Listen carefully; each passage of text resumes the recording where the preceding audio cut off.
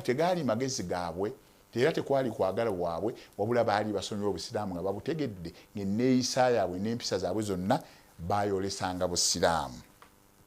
wa min rasuli lislaami Muhammadi sallallahu alaihi wasallama, empisa n'okukoppa kwonna baakoppanga nabbi Muhammadi sallallahu alaihi wasallama kubanga ye yajja n'obudiini busiraamu. Fa akbala nnaasi, abantu ne batunuulira empisa zaabwe n'enneeyisa yaabwe ne bazeegomba era ne bazikkiriza. Wayadkhuluuna fi diini llahi afwaja, ne bayingira mu ddiini ya Allah bibinja na bibinja.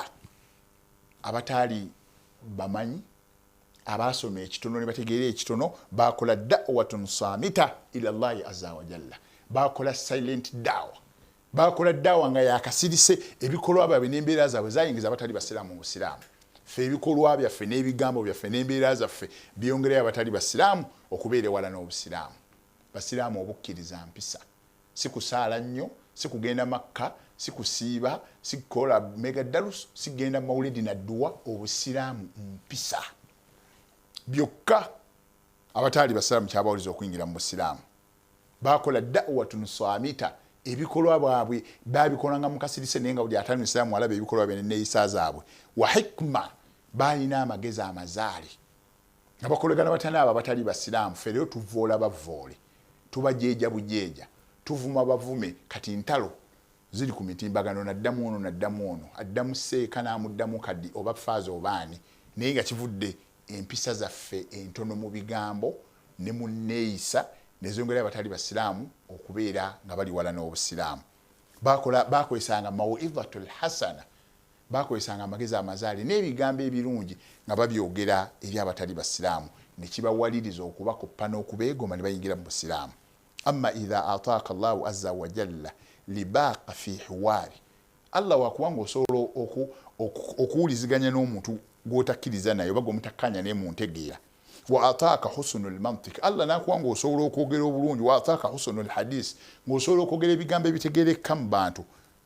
Fala wa awradat an takuna da'iyan ila Allah, awo osobola okubeera omuntu omukowooza omulungi akoowola abantu okubazza eri Allah ng'olulimi lwo lulimu empisa, nga buli ekyogenda okwogera omala kyegendereza, nga buli kyogenda okwogera onoonyaayo ekigambo ekisinga okuba ekirungi eky'empisa ekinaategeerekeka oyo gw'ogenda okukitegeeza asobole okukitegeera. Fabillahi alayka kun layyina fi qawlika, abawalimu, abakola ddaawa, abakwata emizindaalo, mwegendereza ebigambo by'omufulumya mu kamwako. Bifuuse ensonga nnene okwawula obusiraamu n'okwongera abatali basiraamu n'okugaana abantu okuyingira mu busiraamu n'obuteegomba muntu yenna yenna ayimiranga akwata omuzindaalo. Hinama arsala Allahu azza wa jalla sayidina Musa wa akhaahu Haruna ila Firauna, Allah jalla wala yasindika sayidina Musa ne muganda we Haruna ng'abasindika bagende bakola eddaawa ku Firauna. Fakuula, yabagamba idhabu ila Firauna innahu tagha, mugende eri Firauna mumukoleko ddaawa kubanga yava ku kkuba ettuufu. Bimaana tagha an tariqatil mustaqima, yabula n'ava ku kkuba ettuufu, yabula n'ava kusinza Allah okutuufu. Allah bw'atyo yagamba, naye n'abagamba fakuula lahu qawlan layyina, umba mutuuse eri omujeemu Firauna mumugambe ebigambo ebirungi ebitegeerekeka binaamusobozesa okwegomba okuyingira mu busiraamu. Ffe rero twogera ebigambo ebitategeeka, ezo aya tetuzimanya abawalimu. Allah yasindika nabbi Musa yali omulongoofu w'omulembe ogwo, ng'amusindika eri omujeemu omukulu eyakasinga okujeema mu nsi yonna Firauna, naye Allah yamugamba fakuula lahu qawlan layyina. Oba omukolako ddaawa yogera ebigambo ebitegeerekeka, ebirimu amagezi, ebirimu empisa, ebirimu okwetootowaza, ebimusikiriza okuyingira mu ddiini busiraamu. Nakala allahu yatadhakkar, mugambe ebigambo ng'ajja kubifumiitiriza. Ffe twogera ebigambo nga omuntu okuva wakiwulidde kimunakuwaza, twogera ebigambo okuva omuntu wakiwulidde ng'agaana by'omugamba byonna. Naye Allah yagamba nabbi Musa, agamba Firauna oyo omujeemu yeeta Katonda ebigambo ebiseeneekerevu, la'allahu yatadhakkar, agenda abifumiitirizeeko, abirowoozeeko, au yakhsha, oba bwe binaategereka n'ategeera hadamatillah, obukulu bwa Allah, anajjamu okutya Allah. Ffe ebigambo bye tugamba abatali basiraamu tebibaleetamu kutya Katonda, tebibaleeta kufumiitiriza, wabula alina kuddamu kuba oleeta ekigambo ekimujeeja, ekimutyoboola, ekimukkakkanya, ekimulaga nti ye talina kyali, ng'ate mwenna muli bashari, mwenna muli bantu. we Allah wabayina kyakulungamizaako gwokolako ddawa mugambe bil hikmatu wal maw'izatu al hasana kulembeza amagezi amazaali kulembeza ebigambo byolaba nti omuntu omunnyonnyola ekituufu mwagayise ekyo ky'omwagayisa nti ndaba wano wooli waliwe wati nenzo wano wendi ndaba waliwe wati we wasingako alowooze ku bigambo by'omugamba baganda nga b'ebitiibwa omukkiriza bw'alina okuba omukkiriza obusiraamu mpisa okwekakasako obukkiriza olina kukulembeza mpisa mu bigambo mu bikolwa mu ddaawa yo mu kusaddaaka mu byonna by'okola olina okuba ow'empisa kati omuntu osobola okwetegereza nti ndi mukkiriza buli muntu weebuuze ng'oli mukkiriza toli mukkiriza weetegeera otya taarifu annaka mu'min oba oyagala otegere nti ndi oli musiraamu otegeera nti ndi musiraamu omukkiriza min khilaali tasdiq qalbik omutima gwo obukkiriza bwo buli ku mutima gwo ekyo kyosobola okukola nga abantu tebakulaba ye ggwe totawana kwebuuza gwe buli kyosobola okukola olw'okuba ensi tekulaba abantu tebakulaba kyolowooza ku mutima nga kibi n'okimplimenti nga noteeka mu nkola era ye ggwe oba otandika okulowooza ku mutima g'ekintu nga kya fitina n'okimplimenti ng'ensi yonna neetandika okuwuunya ng'omaze n'okikola ye ggwe totawana kwewuunya kakati omuntu okutegeera nti oli musiraamu min khilaali tasdiq qalbik bukakafu bwa mutimako annutuku bishahadataini okubanga shahada ogikuuma okakasa nti ashhadu an la ilaha illa allah wa ashhadu anna muhammadan rasulullah kati alina shahada eyo ng'agikuuma akola allah byayagala atambulira ku nabbi sallallahu alaihi wasallama byeyigiriza ebyo byekufuula okuba omukkiriza kukuuma shahada allah yagamba atya nabbi yayigiriza atya kati asobola okukuuma eyo ekyo kekamuli akalaga nti oli mukkiriza kekasooka wal amalu bil arkan n'okkolera ku mpagi zonna ez'obusiraamu nga tunaziraba mu maaso obanga yo tuzimanyi womala okukolera ku mpagi z'obusiraamu zonna nga ne shahada ddala ogikakasa maa dhuhuri thamalati l iman ebyo onaamala okubikola ojja kulaba ng'olina ebibala by'obukkiriza by'owulira ng'obyefiiringa mu mutima nga nawe owulira ddala oli mukkiriza omuntu akakasa shahada ye ng'akakasa nti allah yagamba nabbi yagamba nga bwatyo waatambula n'ateeka empagi z'obusiraamu zonna mu nkola maa dhuhuri thamalati l iman yasobola okutandika okubeera omukkiriza nawulira mutuufu nga yeewulira mukkiriza obukkiriza agenda buwulira atya fi akhlaqika wa afaalika obukkiriza bw'omuntu bweyolekera mu bintu ebi fi akhlaqika mu mpisa zo wa afaalika n'ebikolwa byo olaba ng'empisa zo zaawukana n'enjigiriza ya allah n'enjigiriza w'ekitiibwa nabbi muhammad sallallahu alaihi wasallam ebikolwa byo nga byawukana ne Qur'an byawukana n'enjigiriza nabbi sallallahu alaihi wasallam gwe toli mukkiriza nkiddamu omuntu okutegeera nti nno oli mukkiriza min khilaali tasdiq alqalbi annutuku bishahadataini kwekubanga okukakasa mu mutima gwo shahada nti ashhadu an la ilaha illa allah wa ashhadu anna muhammadan rasulullah bimaana ng'okola nga allah bwe yalagira ng'otambula nga nabbi we yayigiriza wal amalu bil arkan n'okulya ku mpagi z'obusiraamu zonna n'ez'obukkiriza maa dhuhuri thamarati l imaani ojja tandika okwerabamu ebibala ebiraga nti oli mukkiriza bigenda kweyoleka butya fi akhlaqik ebibala by'obukkiriza byeyolekera mu mpisa z'omuntu omuntu omukkiriza alina byakola ne byatasobola kukola naga alina eddiini tasobola kukola ekyo naye ennaku zino abakyala beetaddeko agakaaya bali mu akeedi omu beyita ba ajati emakka tebavaayo naye ebikola byonna bye bakola si bya busiraamu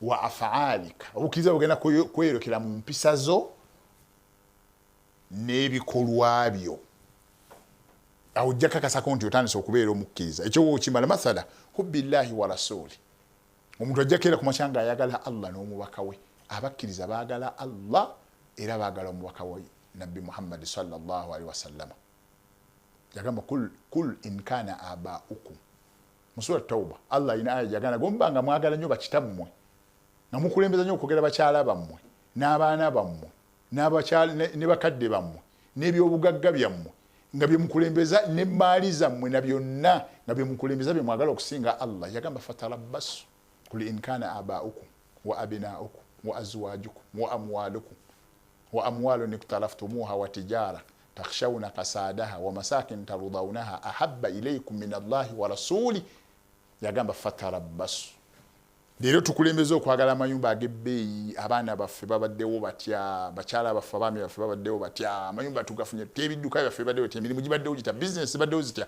bye tukulembeza ku allah n'omubaka we yagamba fatarabbasu kati omuntu omukiriza takulembeza ebyo akulembeza kwagala Allah n'omubaka we kati weebuuze ddala ndi mukkiriza oba toli mukkiriza wal khushu' fi salah n'okwewombeeka n'okwetootowaza mu budde bw'okusaala oba ng'oyimire mu maaso ga Allah naye bameka buli agamba Allahu akbar ng'apulaninga byagenda okukola ng'esswala ewedde ng'alowooza ne ku byava okukola ng'alowooza n'amuli mu maaso oba n'alowooza ne kwamulinaanye naye ng'ali mu ssola eno wagamba Allah iyyaka na'budu wa iyyaka nasta'in wala kwa hiyo sasa tumanyi makulu gaabyo haga Allah iyyaka na'budu wa iyyaka nasta'in Allah gogo ensinzira gogo ensubiramu nga muwaletie mulimu akatiba mugamba okajja mugenda kwavuwala nga mu business mu inabi yateeka mbanga otabiteeke muto ojja kutunda naye agamba Allah iyyaka na'budu wa iyyaka nasta'in kati obukkiriza al khushu' fi salah al amana okubeera abeesimu mu buli mbeera yonna mu bigambo mu bikolwa mu neeyisa watajannub al ma'as n'okwewala amazambi gonna kati nze naawe ani agwawaawo bi anna al iman yazdadu bi ta'a omuntu imaani ye obukkiriza bwe weyongera na kugondera Allah ate wayanqusu bil ma'asiya era obukkiriza bwe bukendera na kujemera Allah subhanahu wa ta'ala amaanyi g'obukkiriza bwe geeyoleka fi muraqabati llah noga angenda kwegendereza amateeka ga Allah wal khawfu minhu buli kyenkola kyonna Allah ngenda kuba ngwe ntya ebyo ebiraga obukkiriza bw'omuntu obubonero bw'omusiraamu bwe bayita omukkiriza bwe buno ekisooka amalul qalbi omutima gwo gulowooza biki waliwo abalina agatima nga galiko ensaalo gwe toli mukkiriza abantu balina agatima gakola revenge ku banne waago gwe tonnaba kuba mukkiriza abantu balina emitima girina obukukuuzi akawala n'omuntu emyaka 3 gwe toli mukkiriza abantu balina emitima apulaninga bina kukugula lutalo kuba abo abatamwinaako abakwatibwa enswala kwabo Allah abamusinze alwanyisa buli muntu yenna Allah gwawadde ekyengera kati obubonero akabonero akasooka alamatul mu'minu al haqiq a'malul qalbi obulamu bwaffe tubuggyeko ensaalwa obulamu bwaffe tubuggyeko obutaagaliza emitima gyaffe tugiggyeko obukukuuzi emitima gyaffe tugiggyeko empalana emitima gyaffe tugiggyeko okukola revenge emitima gyaffe tugiggyeko okuswaza abantu bannaffe emitima gyaffe tugiggyemu obulamu okutyobola abantu bannaffe emitima gyaffe tugiggyeko okuwala n'ebitonde bya Allah mu bisooka okubeera omukkiriza a'malul qalbi buli muntu ddayo tereza omutima gwo biki byolowoleza banno biki byopulaninga banno bookola nabo boosula nabo bowangaala nabo ne bewazaala nabo tutandika okubeera nga twetereza akuka omutima oba tonnagutereeza toli musiraamu mukkiriza ekyokubiri hubbullah wa rasul akthar min an-nafsi wan-nas omukkiriza alina kukulembeza kwagala Allah na mubaka we okusinga nafsi ye n'abantu bonna olina kukulembeza Allah ne mubaka we olina okukulembeza okusinga ennyumba yeyo mansion gye wazimba oba kalinaayo olina kukulembeza Allah okusinga abaana bo b'omukyala wo b'omwami wo olina kukulembeza Allah okusinga emmaali zo olina kukulembeza Allah okusinga ebitonde byonna singa bagamba omulimu gwa Allah nga gw'olina okukulembeza n'ebimeka betuganya okuyamba ebya Allah okukola ebya Allah emikeka mwe tusaalira mu mizikiti biringa bibonerezo naye amayumba gaffe galimu kapitoli nyekigere nekiggweramu emizikiti gya Allah gyosalira mu gifaanana bya amayumba gaffe galabika bulungi abeetaavu weebali ffe tuli mu bulungi tulina bye tusobola okulya omwaka mulamu nga tetuzeeyo okukola nabwe kityo tukulembeza okwagala Allah ke kabonero akakubira akalaga nti omuntu ayagala mukkiriza akulembeza kwagala Allah n'omubaka we okusinga nafsi ye n'abantu bonna n'ebintu byonna ako ke kabonero akokubiri akatuufu akalaga nti ono omusajja mukkiriza kya atawakkuluna ala Allah wa husnu dhanni bi omuntu okubanga yeesigamira Allah mu buli mbeera yonna nogamba Allah ajja kummalira Allah ajja kumpa ekisinga okuba ekirungi Allah ajja kunzirizaawo Allah ajja kunsikiza ekisinga ku ekyo kino Allah yakireese husnu dhanni bi okulooza nti Allah kyakoze kyekisinga okuba ekirungi nga buli kyolaba kituuse mu bulamu otegeera nti Allah ekyo kyakoze kyekisinga okuba ekirungi wa shu'uru bihalawati al-iman omusiraamu abeerawo nga afiiringa ddala alaba obukkiriza ku mutima gwe ng'awulira ddala mukkiriza nabwe kityo baganda bange b'ebitiibwa twongere okubeera abakkiriza obukkiriza bwaffe butambula na mpisa teri muntu yenna atalina mpisa yekakasaako bukkiriza amalul jawale kyetusembyayo nakyo almuhafadhatu ala salawati al-khamsa wal khushu' fiha emirimu gye tukola mu biyungo byaffe tuyinza okukola emirimu Allah subhanahu wa ta'ala gy'ayagala akhlaq wa suluk as-sidq wal amana al-wafa'u wal ahdi wa hubbul khayri lil akharin. Buli muntu beera ng'ebintu ebyo bikuuma z'empisa, okubeera ow'amazima, okubeera omwesimbu, okutuukiriza endagaano, okwagaliza abali ekyo ky'owulya kye weeyagaliza, n'okubeera nga sosemuka amazambi, n'okweneza Allah subhanahu wa ta'ala, n'okuyitiza okola istighfaaru nga sobezza. Awo tujja okukakasaako nti tutandika okubeera abakkiriza. Nsaba Allah subhanahu wa ta'ala ateeke mu baddu be abasiraamu abakkiriza. Tusaba Allah jalla watufuula abantu abayina empisa mu bulamu bwaffe. Tusaba Allah atugeze ne betweyigiriza nabi ebirungi bya Allah n'omubaka we, ekiba kisobye bukyamu bwange na kutegeera kwange ne shaitan. Wajazakumullahu khaira. Wassalamu alaikum wa rahmatullahi wa barakatuh. Eno ye Salam TV.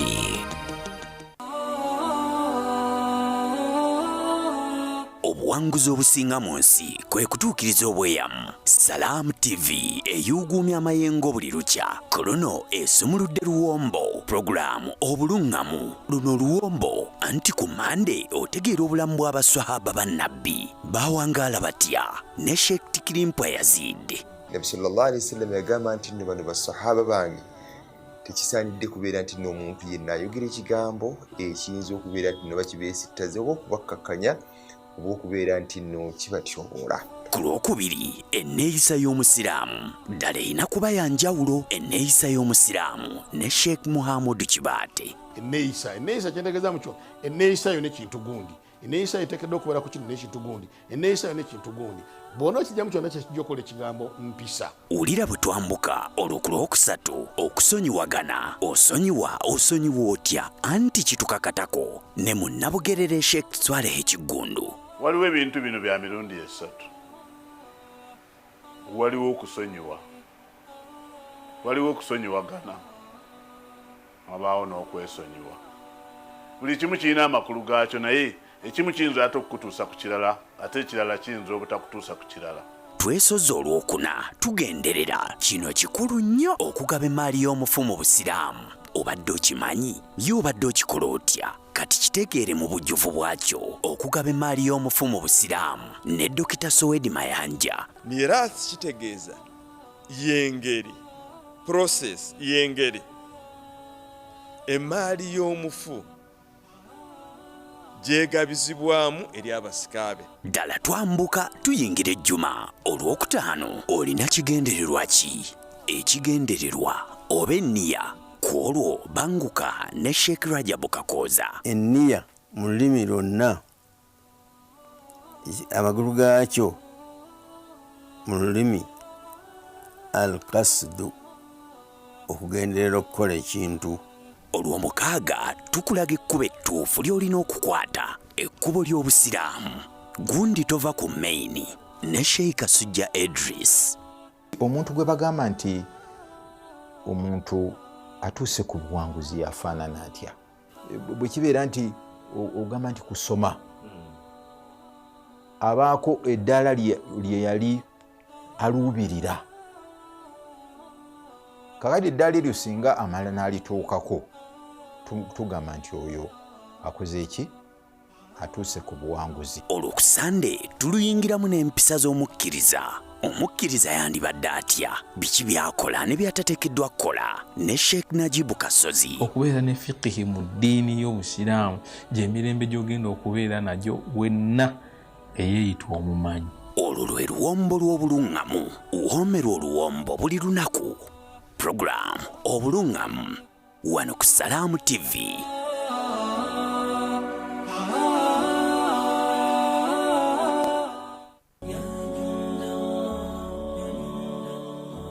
Entambuza ya ddaawa tugyongeddemu ebisoko n'ebinnonogo mu budde obunyovu ku muzikiti gwo wennyini mu kitundu kyo. Era ku Mande tuba ne Sheikh ni kiti. Togwa musuulu tuliwo olwo Allah n'akuwanjaga. Okuwanjaga kukonna ng'akuwulira gwe tossa mukono kusaba, togwamu ssuubi. Olwokubiri Sheikh Salim Bosa. Wasta'inu bis-sabri was-salah. Mweyambise nnyo okubeera abagumiikiriza era mweyambise nnyo okubeera nga muyimirizaawo esswala. Olwokusatu Omulangira Sheikh Ndawula Siddiq. Bino binnonogo byennyini mu budde obunyovu. faman yamal mithqala dharratin khayran yarah. Abo tetubatiririra ky'omuntu yenna akoze akalungi ke nga katono katya yarahu, Allah agenda kamulaga era akamuweemu empeera ejyamu. Olwokuna Sheikh Imran Sali era nga naye bwe yakikkaatiriza n'aga nti wa in ta'uddu ni'matallahi la tuhsuha.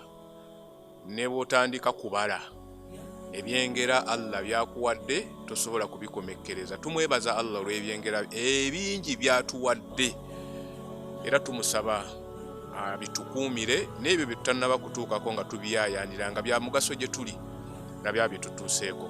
Tukyafumba omutwe olwokutaano Dr. Ssenjala.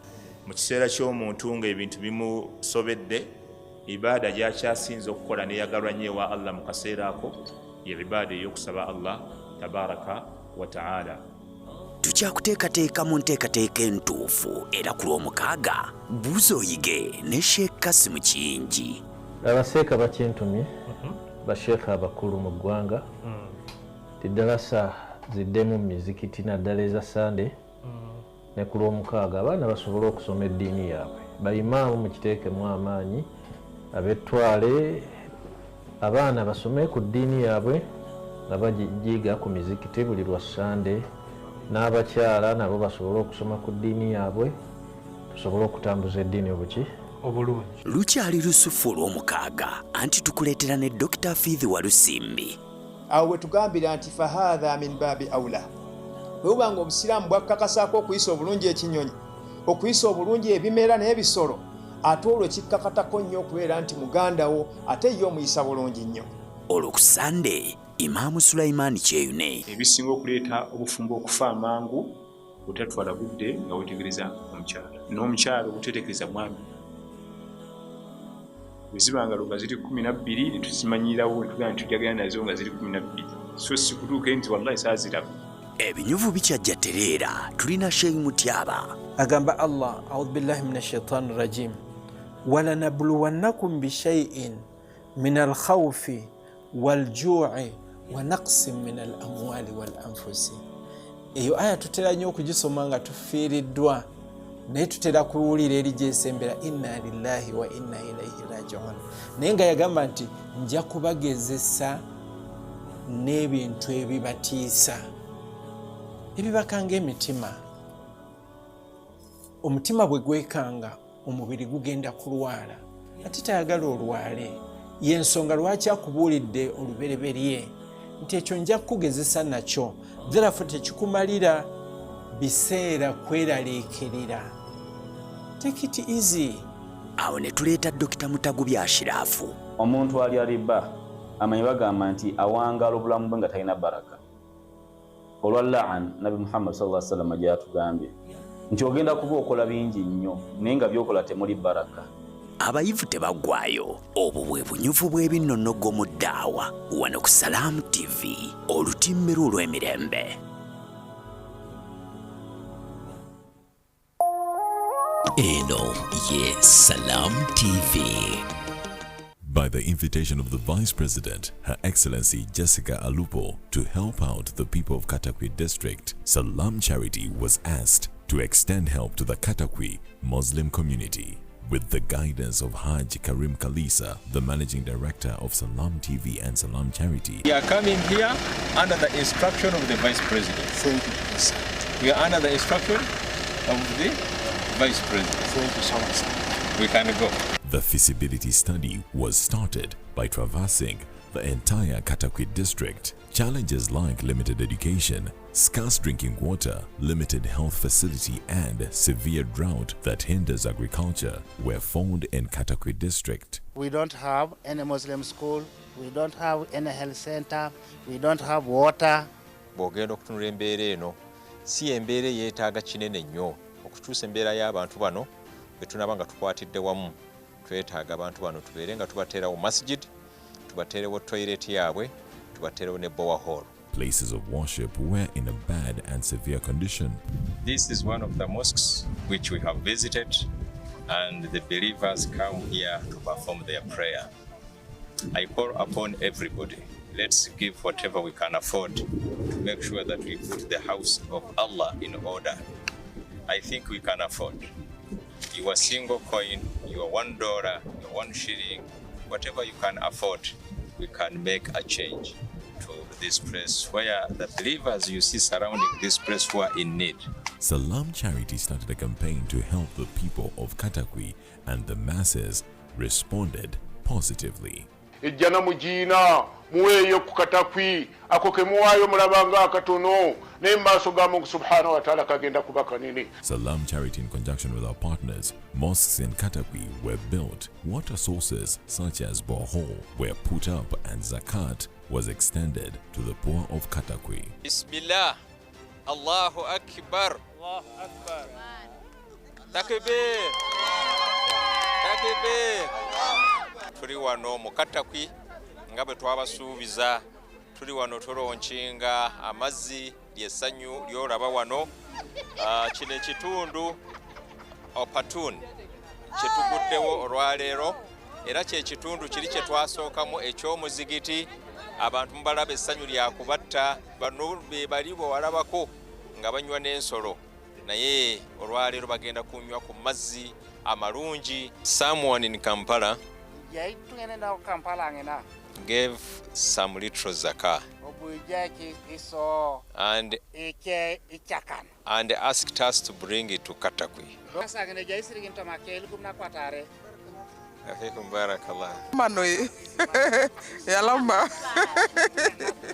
Places like Toroma, Abanget, Aputon, Awojabule, Kapujani, and Ushuk all got good mosques and boreholes for clean water.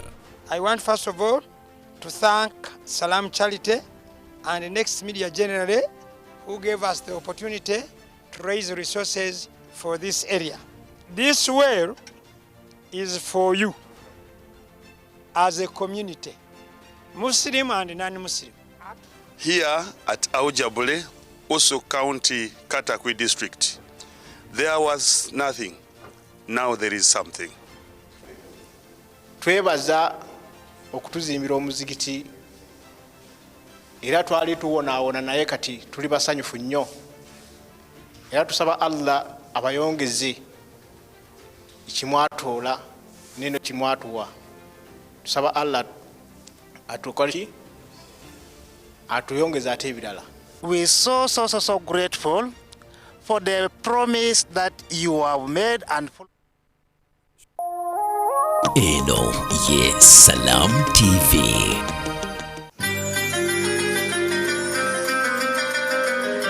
Adhan ngekutuswako. Hotel Africana. Come as a guest and leave as a friend. Bring your child to Kauthara Kids Kindergarten and Primary School.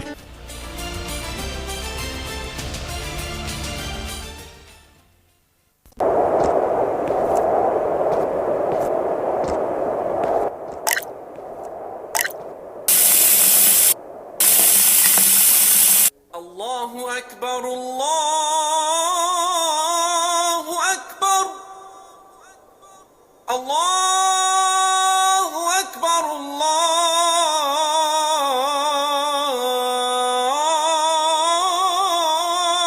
Akbar.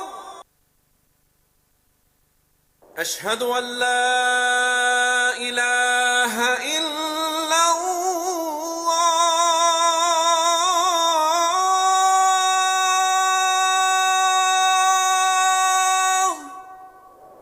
أشهد أن لا إله إلا الله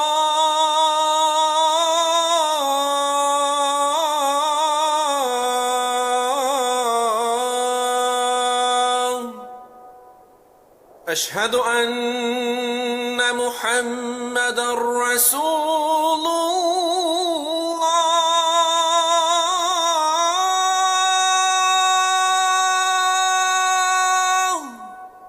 أشهد أن محمدا رسول الله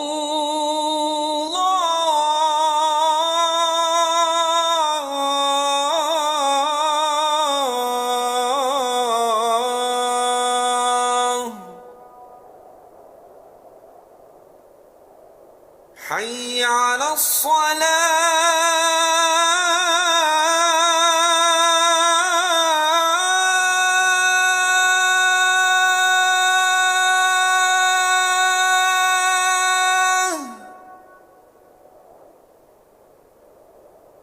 حي على الصلاة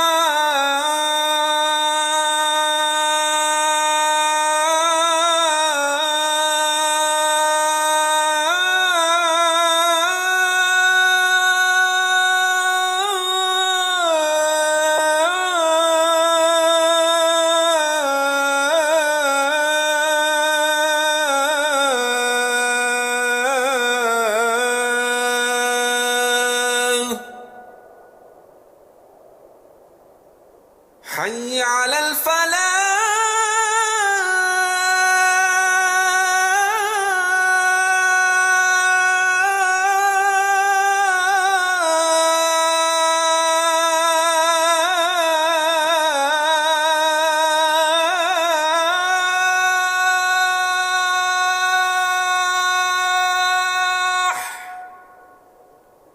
حي على الفلاح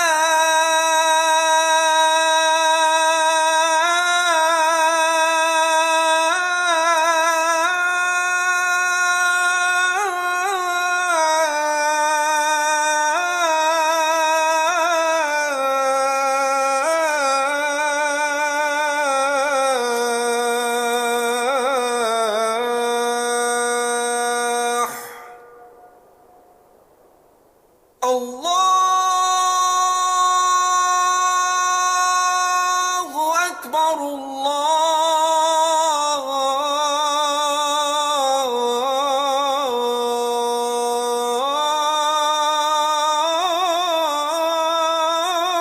الله أكبر لا إله إلا الله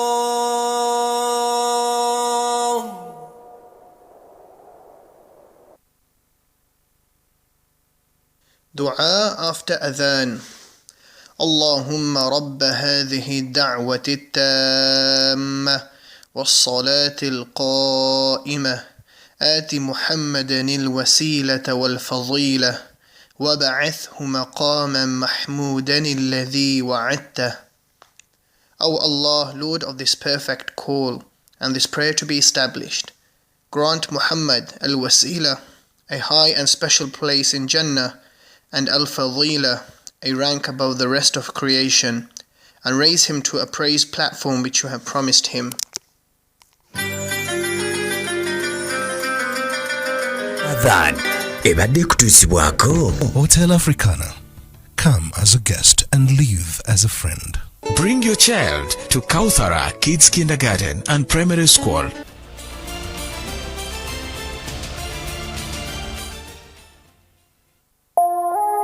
eno ye Salam TV.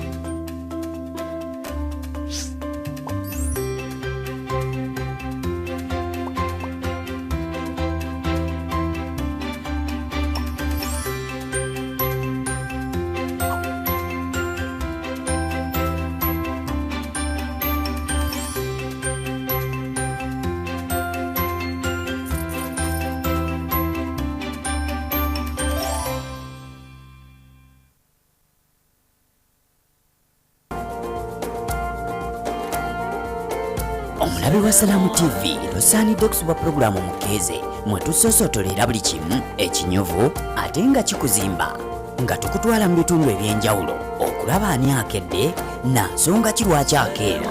Kiba kisufu nnyo okumanya ky'onaalya n'ekyolidde mugaso ki gwe kiteeka mu mubiri gwo nga tukuleetera endyayo.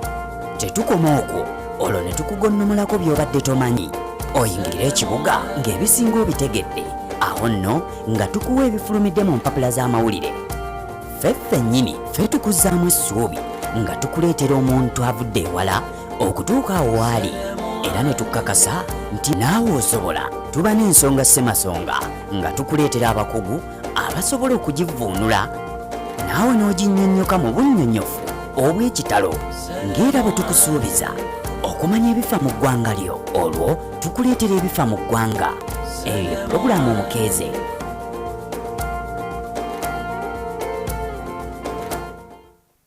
Tosubwa ku Salamu TV. Ng'omulonzi ali eyo amaka ogategeera otya? Amaka kye ki? Allah watuwa twagala nnyo ffe abaami tukutwagala nnyo watu tulabira nga babbebi. Sijja kubeera nnyo ku mulamwa gwo ebiseera ebisinga abasajja bannakyemalira byonna byonna mubikasuka waffe. Oba oyagala omukyala nze mba nkwagala ennyo, nze mba nkusaasira ennyo, nze mba nkusonyiwa amangu. Ekituufu ennyo abaami balina kusaasira nnyo bakyala baabwe. Awo ng'okakanyiza eddoboozi ekitiibwa Allah subhanahu wa ta'ala lugamba mathna wa thulatha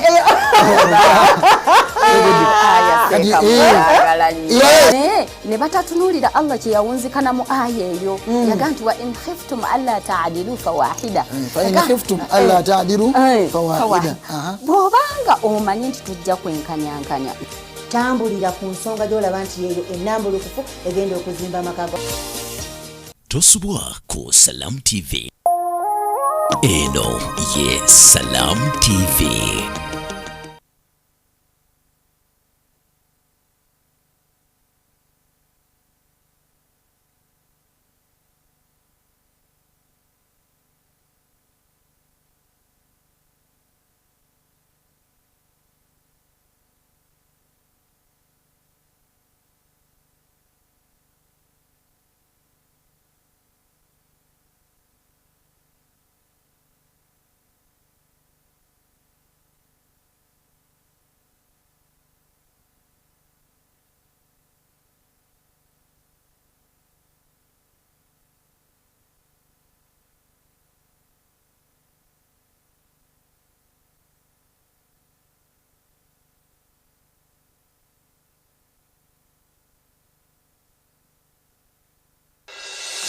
إله إلا الله الله أكبر محمد رسول الله يا حبيب الله الله